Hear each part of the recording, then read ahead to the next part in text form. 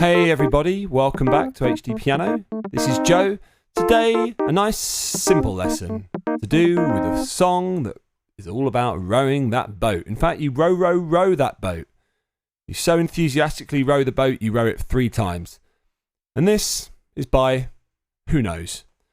You start like this.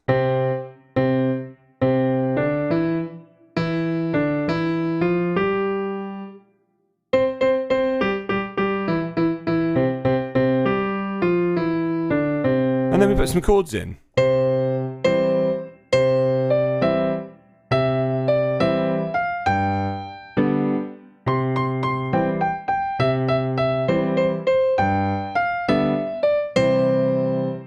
So that's what we're going to cover in today's lesson. This is middle C, and this piece of music is in the key of C major. So no black notes, which at your stage of your piano career, I'm assuming you're probably quite early on. That's a good thing. It means you're not going to get too confused by all these dastardly black notes, which in the end become no more dastardly than the white notes. But for now, dastardly. So, what are we doing? We're playing in unison, a dual melody, the same thing in both hands, and we're starting with finger number 1 in the right hand playing middle C, and finger number 5 in the left hand playing the C below middle C. And we're going 1, 2, 3 and 4. Now that 3 and 4, that 3 and, that's got a swing on it. Now what's a swing? A swing is where you assume a rhythm onto quavers. Now quavers normally would be the same length, half each. 1 and 2 and 3 and 4 and, or 1 and a half and a 2 and a half and a 3 and a half and a 4 and a half. You get what I'm saying? Whereas with swing, you basically put upon this rhythm which makes it slightly more groovy. So that's the same thing I was just playing a second ago. But instead of the notes now being worth half and half, so even in value, now one of them is worth 2/3 and the one after that is worth 1/3, and so on and so forth. Long, short, long, short, long, short, long, short, long. That's what swing is, everybody. So, we're swinging our quavers. 1, 2, swing the quavers. More swing needed here. You hear that? And this is such a beautifully simple melody, which is clearly why it stood the test of time and why lots of little kids, including both of mine, adore it. I'm not sure the almost 5-year-old does anymore. But what you do, just look at the simplicity. It's just a scale with the repeated notes. Repeated notes, little scale to E, repeated note, scale to D, then to G. And that's it. There's no intervals greater than a second, which means all the notes are next to each other. Now, after we've done this bit, we'll play this bit.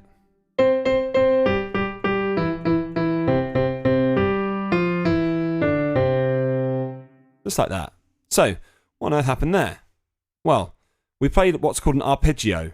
An arpeggio is where you play a chord, in this case C major, and you play the notes separately. You sometimes play them fast, you sometimes play them in minor keys, diminished keys, all sorts of different arpeggios, but in this case we're just playing a major one backwards, like that. Apart from we're also using what's called triplets, which are notes that are worth 1/3. And we're going 1 and a, 2 and a, 3 and a, 4 and a, like that. Okay? Now the fingering is very important. You've got to use finger 5, finger 3, finger 2, finger 1, just like that.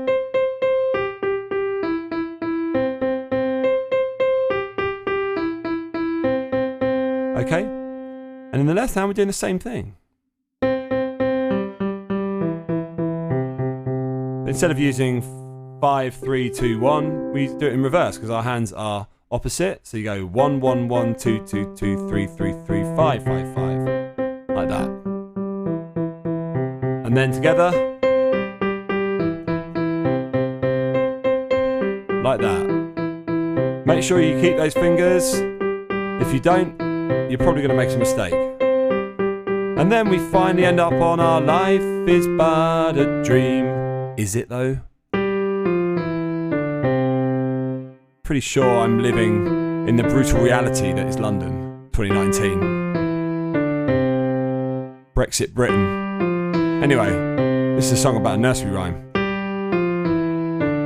So there we go. 5, 4, 3, 2, 1. A 5-note run from G down to C using 5, 4, 3, 2, 1 fingers, and in the left hand 1, 2, 3, 4, 5, and all swung like that. So that's it. That's our lesson on dual melody. Let's now move on to chords.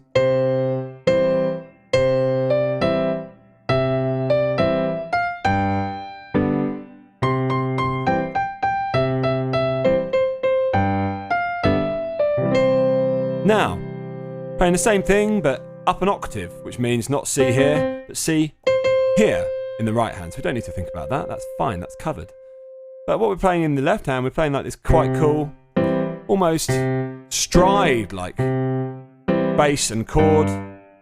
Stride because it's where you leap around the piano, like in music like Ragtime, which I'm not actually going to be able to probably play for you because I don't think it will fit on the screen.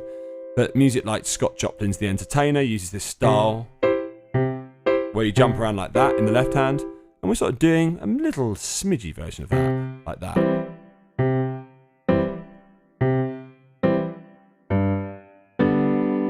And we're playing C, and then G. Now C, there, and then the rest of the notes of a C chord, which are C, E, G, are played like here. E, G, C. Still the same thing. Doesn't need to be C, E, G. It can be E, G, C. No problemo. Like that. And if you've got good sized hands, I have no idea how old you are, but if you're like 5 years old, you probably won't be able to do this. But if you can stretch, use your finger 5 and then your finger 3, 2, 1, like that. Because then you minimise hand movement, which is what the piano is all about. And when we get to that one that's slightly further away, the G chord is normally G, B, D. Instead, we're playing D, G, B. Same thing. Doesn't matter. And then you can go dum, dum. Use your finger 4, 2, and 1 on the G chord. Like that.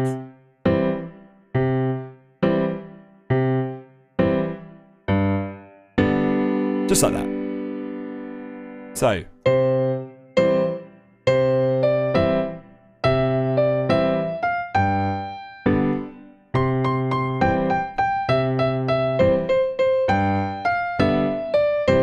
So what we do in that last bar, life is but. We bring our G chord forward. And then we play a full 4-note C chord. Just like I was doing when I was showing those arpeggios. It's just like that. But as a chord.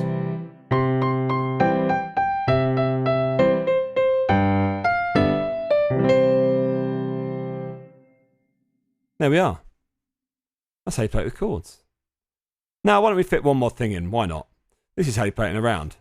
3, 4.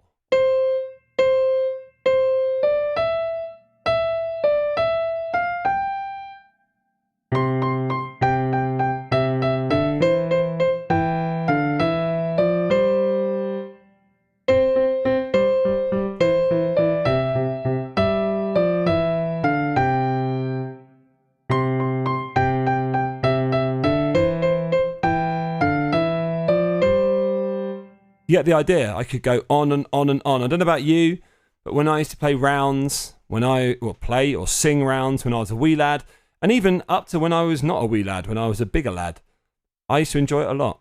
And when I was singing in really good choirs, you'd sing some really good rounds, and it would like blow your mind. They're well worth doing. In fact, my child's school sing rounds for like gospel songs. It blows me away. They have a very good music teacher. Anyway. What do we do with rounds? We just do the same thing that we did, but then bring in the other part.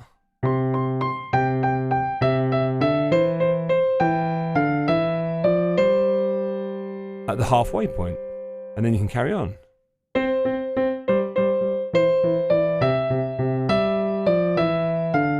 And carry on still.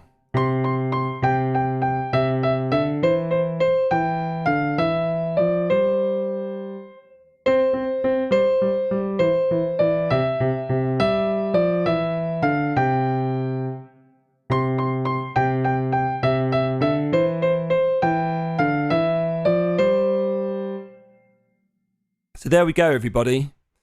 Various different ways to play Row Row Your Boat. We could expand on it, but I think at this early stage, just have a go at just tackling those things. The round you'll find extremely difficult. The dual melody will be the easiest, and the chords will probably be the most satisfying in terms of the sound that you're going to get out of it. So enjoy that. If you're watching us on YouTube, like, comment, subscribe. And if you'd like to see more of this type of material and the whole song video, which I'm doing straight after this, sign up, HDpiano.com. It'll change the way you look at the piano, and you'll probably find yourself getting a lot better, a lot quicker than you were already. This has been Joe. Bye for now.